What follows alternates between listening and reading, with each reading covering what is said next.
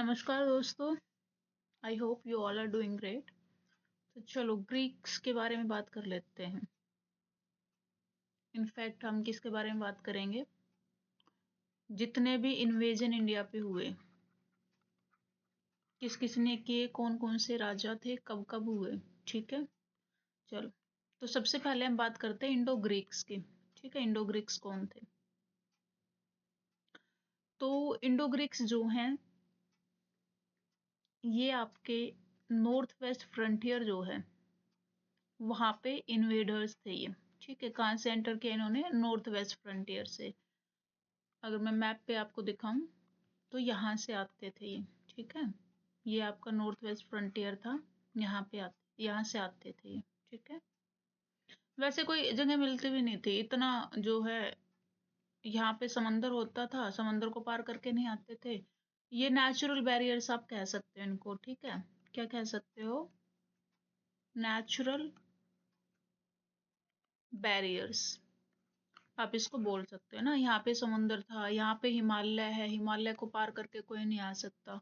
तो जगह जो बचते हैं वो यही बचते हैं। यहाँ पे दर्रे होते थे, है ना, रास्ते बने होते हैं पहाड़ों में, तो दर्रों से ये यहाँ पे आते थे। ये आपका नॉर्थ वेस्ट फ्रंटियर इंडिया का। ओके, तो यहाँ से आते थे, जितने इन्वेडर्स आते थे वो यहीं से आएंगे आपके इंडिया में। ओके, तो नॉर्थ वेस्ट फ्रंटियर से आए थे और इन्होंने जो है नॉर्थ वेस्टर्न इंडिया को जो वो कंट्रोल कर लिया था। इनफैक्ट सेंट्रल रीजन तक भी पहुंच गए थे ये, है ना। यहाँ पे तो कंट्रोल कर ही लिया और यहाँ तक भी आ गए थे ये ना, गुजरात और ये कुछ पोर्शन ये वाला। तो यहाँ पे भी ये जो है बढ़ते बढ़ते यहाँ तक भी आ जाते थे कई बार। ओके, चलो। तो जैसे हम अगर अलेक्जेंडर की बात करते हैं, अलेक्जेंडर के बारे में हमने देखा था ना, हिडस्पस, बैटल ऑफ झेलम हम जिसको बोलते हैं, बैटल ऑफ झेलम। ग्रीक उसको क्या बोलते थे? हिडस्पस बोलते थे, है ना। हिडस्पस रिवर बोलते थे वो। झेलम का ही दूसरा नाम हिडस्पस है जो ग्रीक बोलते थे। तो अलेक्जेंडर आया था यहाँ पे, है ना। अलेक्जेंडर किससे लड़ाई कर रहा था? पर्जियन से, है ना। पर्जिया के खिलाफ लड़ाई कर रहा था वो, लेकिन वो यहाँ तक पहुंच गया था, झेलम नदी तक। और यहाँ पे कौन रूल कर रहे थे? यहाँ पे आपका पोरस था, पोरस नाम का किंग था, है ना। तो पोरस को हरा के जो है बैटल ऑफ झेलम में अलेक्जेंडर जो है उसको अपना गवर्नर यानी कि सेट्रैप, सेट्रैप हमने पढ़ा था, है ना, पिछले चैप्टर में, वो बना के चला गया था पोरस को। तो वो जो है अलेक्जेंडर यहाँ पे आया था इंडस प्लेन में, ना। इंडस क्या है? इंडस सिंधु रिवर है जहाँ फर्स्ट सिविलाइजेशन हुई थी, और झेलम जो है उसकी एक ट्राइब्यूटरी है ना। तो इंडस प्लेन्स में जो है अलेक्जेंडर आया था, और वो जो है अपने सेट्रैप्स जो है यानी कि गवर्नर जो है वो पीछे छोड़ के चला जाता था। ठीक है, लेकिन जैसे ही अलेक्जेंडर यहाँ से कहाँ गया, अपने ग्रीक में गया, है ना, अपने साम्राज्य में वापस लौट गया, तो क्या हुआ, ये फिर से इंडिपेंडेंट हो गए, है ना। क्या हो गए?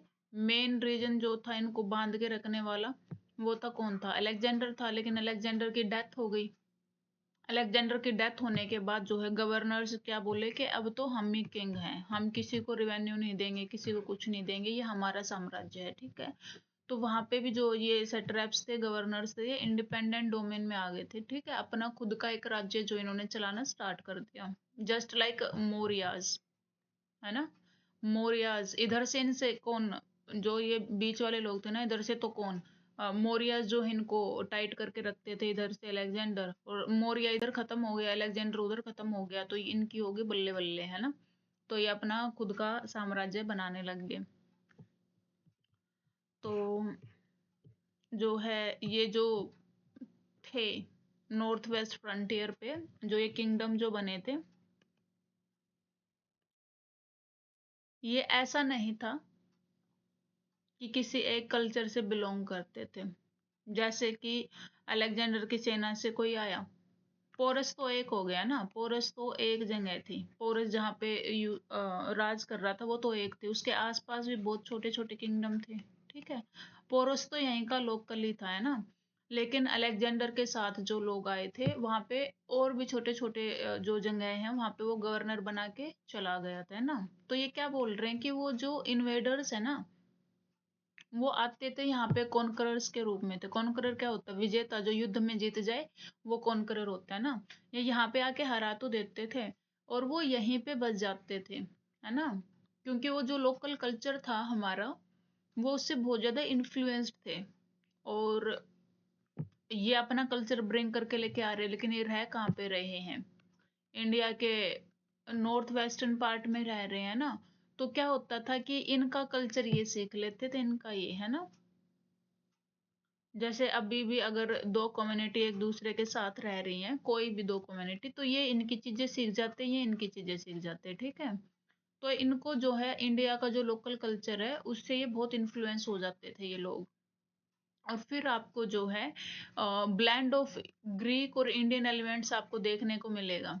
किस किस में? Elements of what? गवर्नेंस में, आर्ट में, लैंग्वेज में, डेली लाइफ में, shaping the culture landscape of the region. तो जो ये वाला पोर्शन जो है यहाँ पे आपको, कौन से वाला पोर्शन?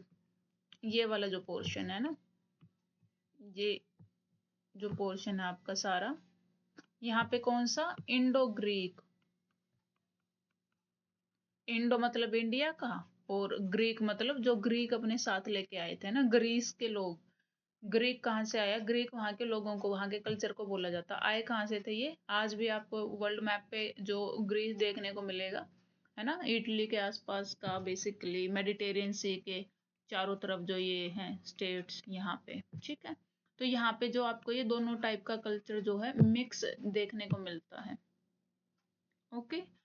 और एक हिलियोडोरस पिलर आपको देखने को मिलेगा जो कि विदिशा मध्य प्रदेश में है, ठीक है। वो आपका जो है एक नोटेबल एग्जाम्पल है ऐसे ही कल्चरल जो कनेक्शंस आपको देखने को मिलते हैं उनमें से, ठीक है। विदिशा में एक पिलर बना हुआ है मध्य प्रदेश में। विदिशा कहाँ पे है? मध्य प्रदेश में।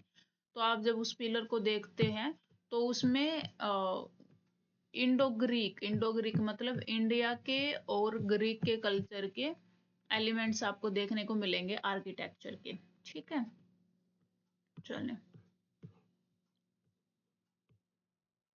और इस जो ये पिलर है इसको नाम भी जो है इंडो ग्रीक एम्बेसडर के पीछे ही दिया गया है। His inscriptions praises Vasudeva as God of gods. देखो, एम्बेसडर कहाँ का था? ग्रीक का, है ना। कहाँ का था? ग्रीक का था, लेकिन वो पूजता किसको था? वासुदेवा को, ठीक है। वासुदेवा, और वासुदेवा कौन है? वासुदेवा है आपके कृष्णा का दूसरा नाम है। कृष्णा जो है ना, उसी का दूसरा नाम वासुदेवा है।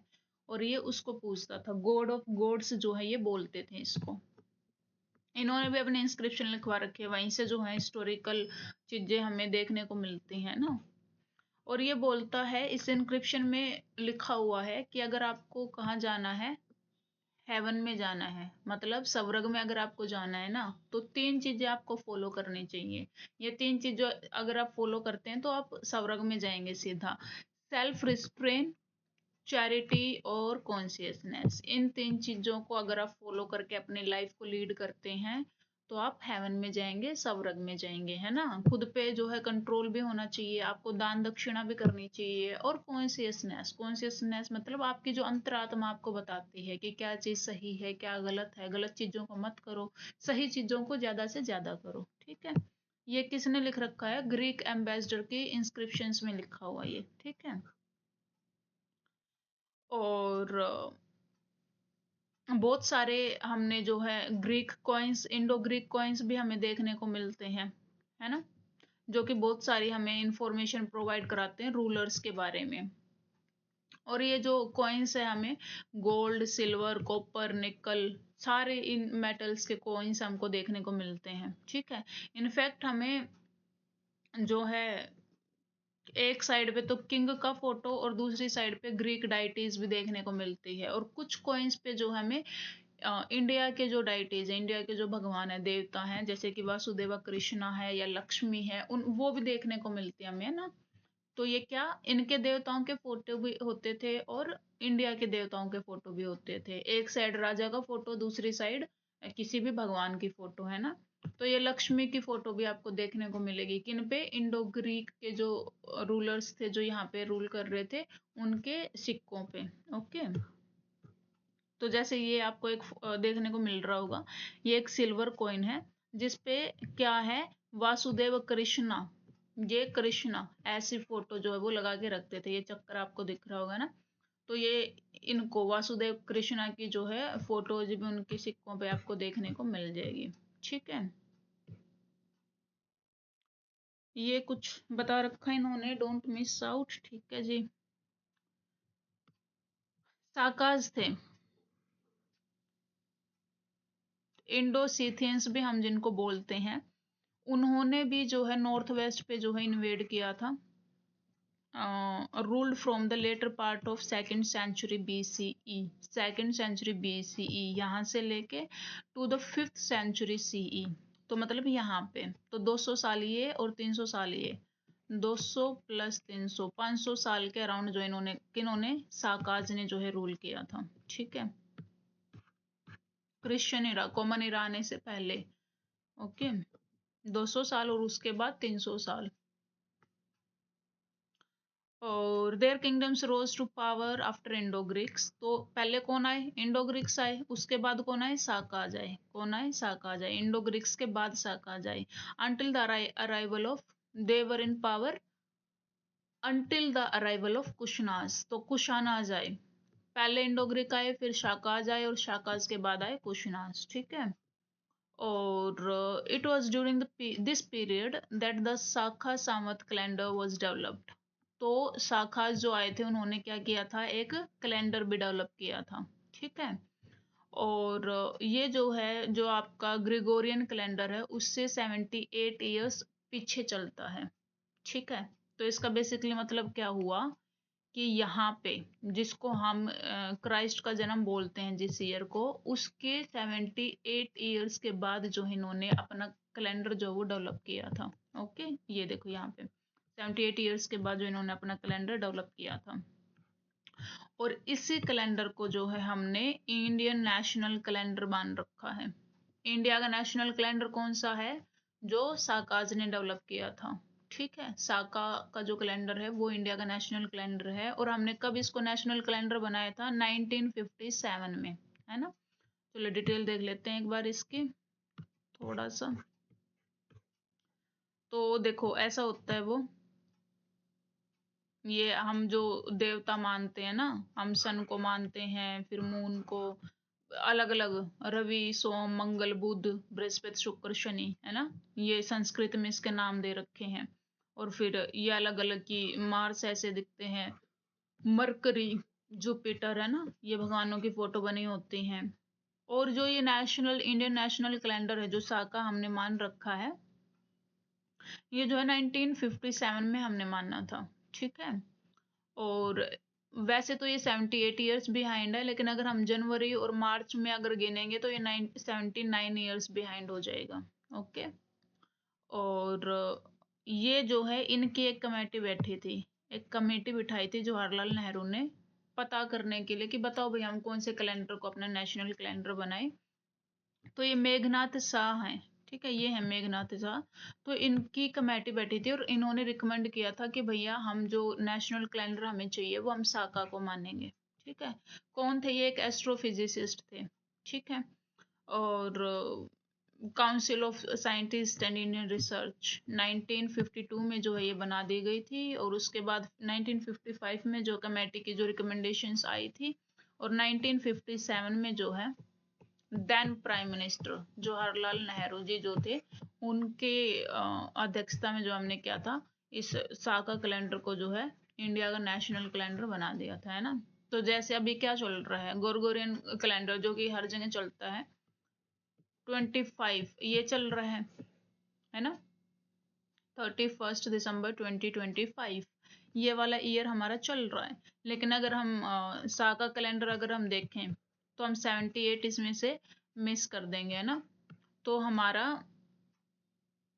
1947 जो है इस टाइम पे चल रहा है ना, साका के हिसाब से 1947 ईयर चल रहा है हमारा, द वेरी ईयर जहाँ पे हमें इंडिपेंडेंस मिली थी, है ना।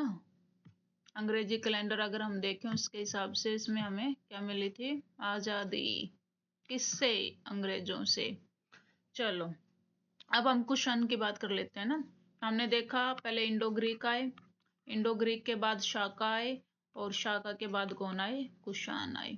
ठीक है, तो कुषाण के बारे में हम बात कर लेते हैं। कुषाण जो है 2nd सेंचुरी सी में आए थे, है ना, कॉमन इरा में। और इनका जो एम्पायर है वो कहाँ से? सेंट्रल एशिया से लेके और large part of north India तक, सेंट्रल एशिया से लेके और नॉर्थ इंडिया तक ये राज्य कर रहे थे, है ना।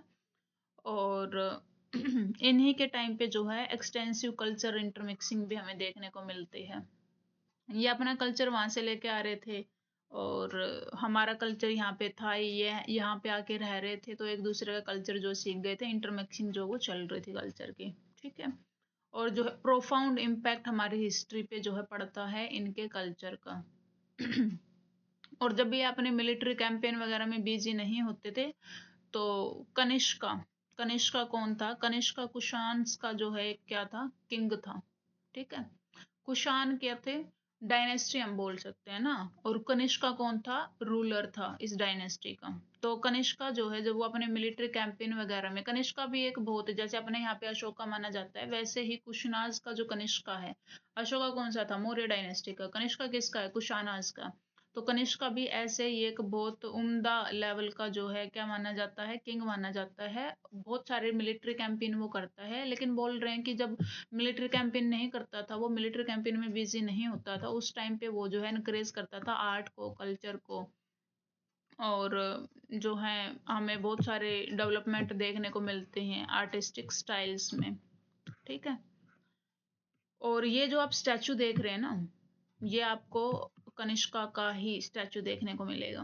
ठीक है, ये स्टैचू है, ये कनिष्का का ही स्टैचू है।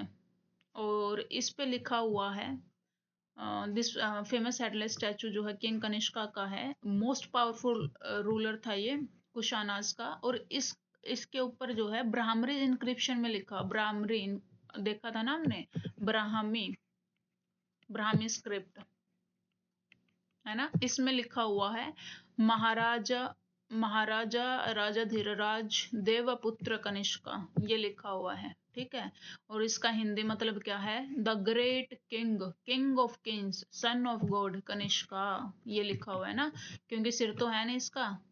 तो ये पढ़ के ही हमें पता लगा कि ये कनिष्का का जो है स्टैचू है। ओके, और जो है इस टाइप के क्या होते थे? कॉइन्स होते थे, ये कॉइन्स ऑफ कनिष्का है। कनिष्का के टाइम पे ये कॉइन्स बनते थे, है ना। जैसे हमारे सिक्के हैं ना, अभी हमारे भी तो सिक्के हैं, लेकिन ये सोने के सिक्के, या अमीर लोग होते थे उस टाइम पे। आज हम उतने अमीर नहीं हैं। किसी टाइम पे जो है इंडिया सोने की चिड़िया हुआ करती थी, सुना होगा आपने भी, है ना। तो ये जो है, ये तो कनिष्का बना रखा है ना, ये कनिष्का है, ये भी कनिष्का है। और इधर जो है इन्होंने बुद्धा दिखा रखे हैं, ये क्या दिखा रखे हैं? बुद्धा। और इधर जो है इन्होंने ये दिखा रखे हैं शिवा, जो कि बैल पे बैठे हुए हैं ना। तो ये क्या दिखा रहे हैं कि भैया हर स्कूल ऑफ थॉट की जो ये रिस्पेक्ट करते थे, यहाँ पे आके यहीं के जो भगवान है उनकी फोटोज भी छापते थे ये। ठीक है, चलो, तो और जो कनिष्का था उसका जो है एक significant section of silk route, silk route के बारे में आपने बहुत सुना होगा, आज भी बहुत सारी बातें होती हैं इसके बारे में। तो सिल्क रूट पे भी इनका काफी कंट्रोल था। ठीक है, और इनके रेन में जो है बहुत सारी ट्रेड ग्रू की थी, है ना। और इंडिया जो है कनेक्ट किया था बहुत सारे अलग अलग other parts of Asia and west. ठीक है, इन्होंने हेल्प की थी इंडिया का ट्रेड रूट एक्सटेंड करने में। और इनका जो है इंडो ग्रीक रूलर जो था, और कुशानाज जो थे, आर्क एंड आर्किटेक्चर जो है, मतलब जो भी आता गया यहाँ पे उसका इन्फ्लुएंस होता गया, इंटरमिक्सिंग ऑफ कल्चर्स और आर्किटेक्चर और आर्ट और क्लोथ्स और सब जो है मिक्स आपको देखने को मिलती है। ठीक है, तो इसमें क्या बोल रहे हैं कि जो कुशानास थे, आर्ट एंड आर्किटेक्चर जो है उनका असर यहाँ पे हुआ, और वो हमें जो है exemplified by Gandhara and Mathura. Gandhara ये स्कूल ऑफ आर्ट है ना, एक है school of thought. School of thought, school of thought क्या है? जिससे हमारे सेक्ट निकले, सेक्ट, जैसे कि बुद्ध धर्म, जैनिज्म, बुद्धिज्म, जैनिज्म, ठीक है, ये सेक्ट्स निकले। ये क्या, थॉट, एक विचार कि हमें अपना जीवन कैसे जीना चाहिए। ऐसे स्कूल ऑफ आर्ट है। क्या है? School of art. आर्ट मतलब आर्किटेक्चर लगा लो, पेंटिंग्स लगा लो, है ना। तो आर्ट के भी स्कूल्स हैं। तो ये अलग अलग फॉर्म में जो है स्टैचूज या फिर बिल्डिंग्स या फिर ये जो आर्किटेक्चर जो बनाया गया उसमें आपको अलग अलग फीचर्स देखने को मिलेंगे। ठीक है, तो कुशानाज का अगर आपको देखना है, इंडो ग्रीक का अगर आपको देखना है, तो वो आपको गांधारा और मथुरा स्कूल में देखने को मिलेगा। ठीक है, और ये इंडो मतलब इंडियन और ग्रीक के फ्यूजन से, उनके स्टाइल के फ्यूजन से हमें देखने को मिलेंगे ये। ठीक है, को एग्जिस्टेंस, ये क्या दिखाता है हमें? पीसफुल को existence of various school of thought. और बहुत सारे डाइटीज जो हैं उनकी रिप्रेजेंटेशन भी हमें देखने को मिलती है। सूर्य हो गया, या फिर हम सन गोल्ड जिसको बोल देते हैं, येलो कलर से हम उसको एक्सप्रेस करते हैं ना, सूर्य को येलो दिखाते हैं ना, गोल्डन कलर का।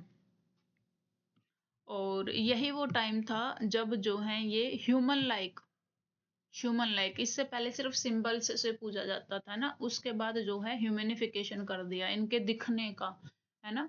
जैसे आज हम देखते हैं भगवान विष्णु है, माता लक्ष्मी है, महादेव हैं, गौरी जी हैं, तो इनको कैसे दिखाया जाए? इंसानों के जैसे दिखाया गया ना, ह्यूमन ह्यूमन फॉर्म में दिखाया गया इनको, इंसानों के जैसे ये दिखते हैं। तो यहीं से स्टार्ट हुआ था ये, इसी एरा से।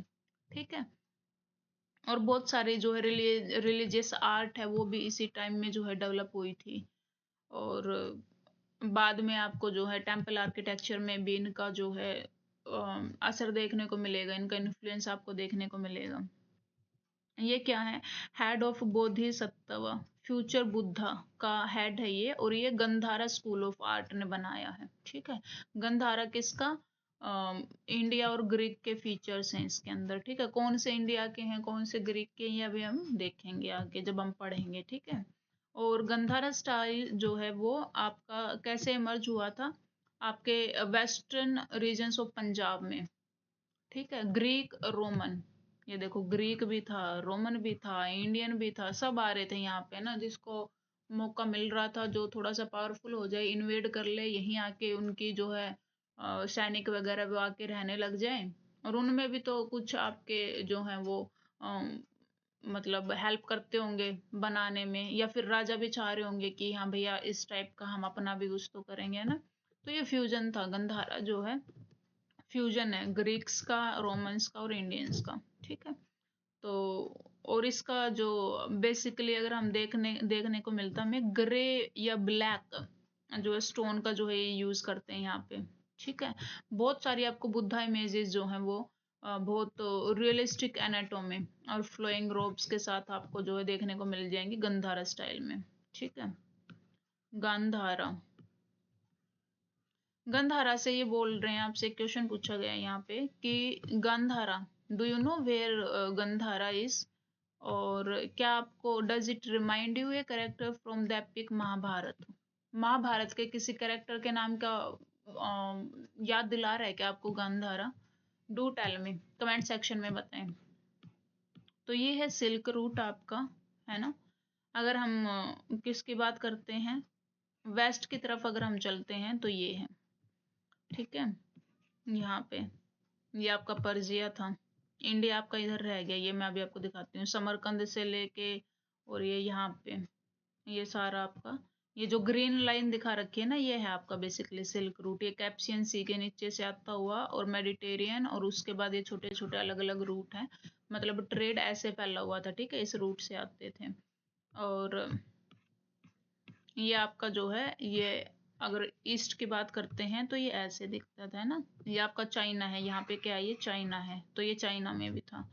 मैंने इसको कंबाइन किया है और ये मैं आपको दिखाती हूँ। तो बेसिकली ये ऐसे था। ओके, तो ये देखिए, ये आपका इंडिया है, इंडिया आपको नजर आ रहा होगा, एक सेकेंड दिखा देती हूँ मैं आपको। ये है आपका इंडिया, है ना, ये आपका इंडिया है ना। और इंडिया से ये आपका रूट जा रखा है। यहाँ पे ये है, और ये आपका चाइना में भी आपको सुनने को मिला होगा ना सिल्क रूट, तो ये आपका सिल्क रूट था ना। तो यहाँ से बेसिकली ये चलता था। अगर आपको ईस्ट जाना है चाइना की तरफ तो इधर, और वेस्ट जाना है तो ऐसे। ठीक है, ये है आपका फेमस सिल्क रूट। चलो, अच्छा गंधारा हमने देखा था। गंधारा में क्या था? गंधारा में मोस्टली जो है आपका ग्रे या फिर ब्लैक कलर के स्टोन पे जो है काम किया गया था। ठीक है, अगर हम मथुरा की बात करते हैं ना, मथुरा मोस्टली आपको कहाँ उत्तर प्रदेश में देखने को मिलेगा। और मथुरा का जो फीचर है ना वो ये है कि भैया ये ज्यादातर रेड स्टोन में आपको जो है ये स्टैचूज या आर्किटेक्चर देखने को मिलेगा। और इसमें जो है इंडो ग्रीक जो इन्फ्लुएंस है वो कम देखने को मिलेगा आपको, है ना, क्योंकि ये मथुरा तो आपको बिल्कुल सेंटर में हो गया। इफेक्ट है, इन्फ्लुएंस है, लेकिन एक सेकेंड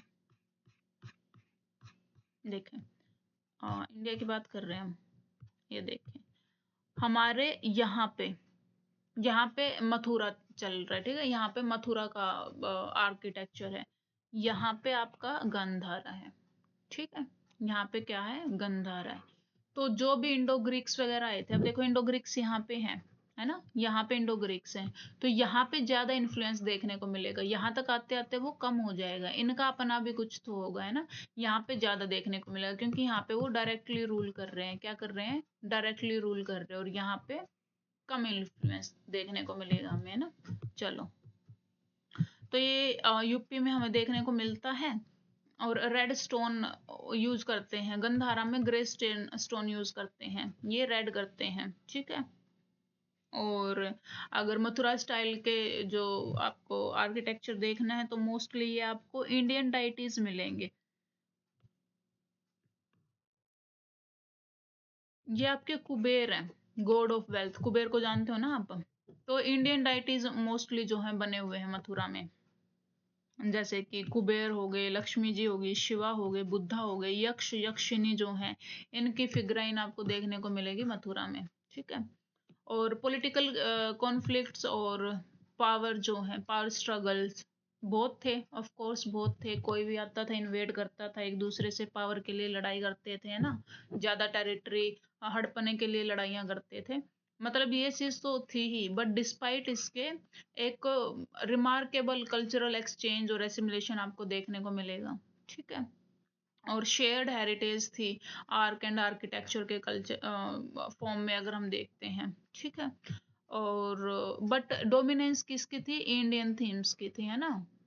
इंडिया की थीम की डोमिनेंस रहेगी। जगह किसकी है? इंडिया की है। वो लोग कुछ इन्फ्लुएंस लेके आ सकते हैं ना, लेकिन डोमिनेंस किसकी थी? इंडियन थीम्स की थी। स्पेशली जो आपको हिंदू और बुद्धिस्ट आर्किटेक्चर आपको देखने को मिलेगा। ठीक है, और जो संस्कृत लैंग्वेज है, लिटरेचर, वो भी इसी पीरियड में जो है वो फ्लरिश की थी। ठीक है, संस्कृत लिटरेचर की हम जो बात कर रहे हैं। और आपने जो महाभारत और रामायण के बारे में सुना है, वो बोला जाता है वो भी इसी टाइम पीरियड में जो है वो बनाई गई थी।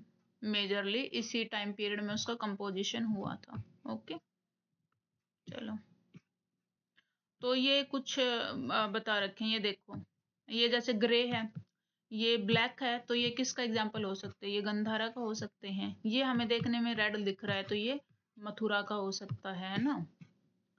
ये देखो, ये अगेन ये आपका रेड है, ये भी थोड़ा सा रेडिश है, तो ये क्या है? ये मथुरा का है। ये आपको ग्रे देखने को मिल रहा है, तो ये गंधार का होगा। ठीक है, तो ऐसे हम जो है ये पता लगा सकते हैं। तो ये देखिए, हमने पूरा टाइमलाइन जो है ये क्रॉस कर लिया है। यहाँ पे आपका पुष्यमित्र आ गया था। इससे पहले यहाँ पे क्या चल रहे थे? यहाँ पे मौर्यास चल रहे थे। मौर्य से पहले नंदा चल रहे थे। नंदा से पहले तो आपके महाजनपद थे, सिर्फ अजात शत्रु ने जो है कंसोलिडेट किया था। नंदा से पहले महापद्म आए थे, फिर उसने जो है नंदा डायनेस्टी स्टार्ट की। धनानंद लास्ट रूलर था, उसको जो है चंद्रगुप्त मौर्य ने मार दिया था। चंद्रगुप्त ने मौर्य साम्राज्य जो है वो स्थापित कर दिया था। और मौर्य साम्राज्य का जो है वृद्ध रथ था, जो उसको जो है पुष्यमित्र ने मार दिया था, जो कि कमांडर इन चीफ था, है ना। उसके बाद यहाँ से पुष्यमित्र जो है शुंगा डायनेस्टी स्टार्ट हो जाती है। लेकिन ये ज़्यादा दिन तो रहते नहीं है, कुछ 1 सेंचुरी के आसपास ही रहते हैं ये। उसके बाद जो है कौन आ जाते हैं, छेदीज आ जाते हैं। कहाँ पे थे छेदीज? छेदीज आपके कहाँ थे? छेदीज थे आपके कलिंगा में, है ना, आज का जो उड़ीसा है वहां पे। ये आपके सुंगा चल रहे थे यहाँ तक, ठीक है।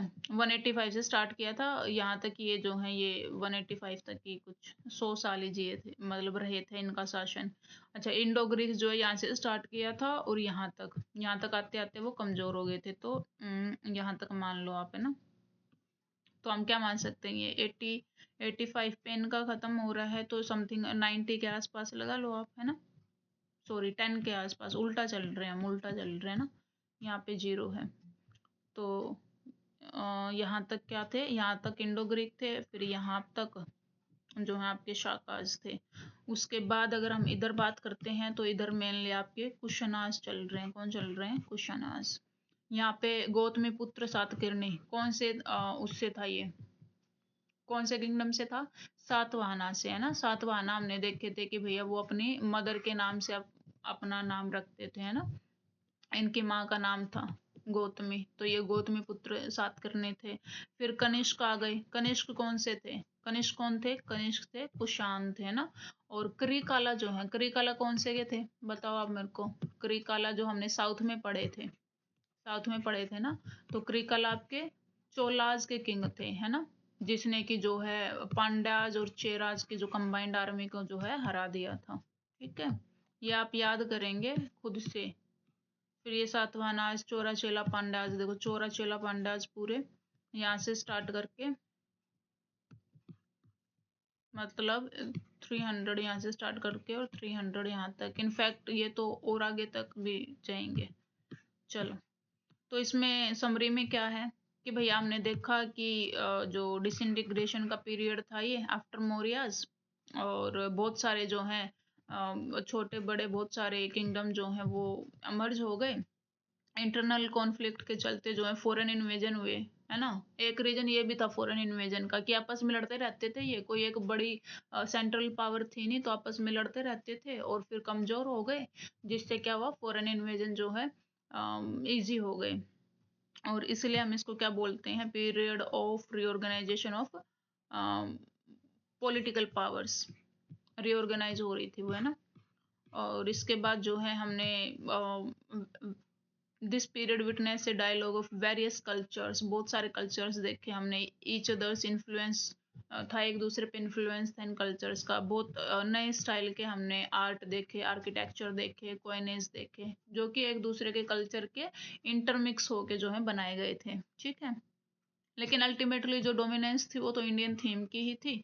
और जो संस्कृत लिटरेचर है वो भी जो फ्लरिश की थी इस टाइम पे, है ना। आपने देखा महाभारत और रामायण जो है इसी पीरियड में जो वो कंपोज की गई थी, है ना।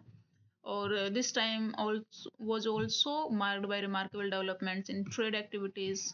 ट्रेड एक्टिविटीज भी काफी थी इसमें, इंटरनल और एक्सटर्नल, ठीक है। तो ये चैप्टर हमारा यहाँ पे खत्म होता है। कल हम चैप्टर नंबर 7 स्टार्ट करेंगे। So thank you so much for being here guys, and या टाटा बाय बाय।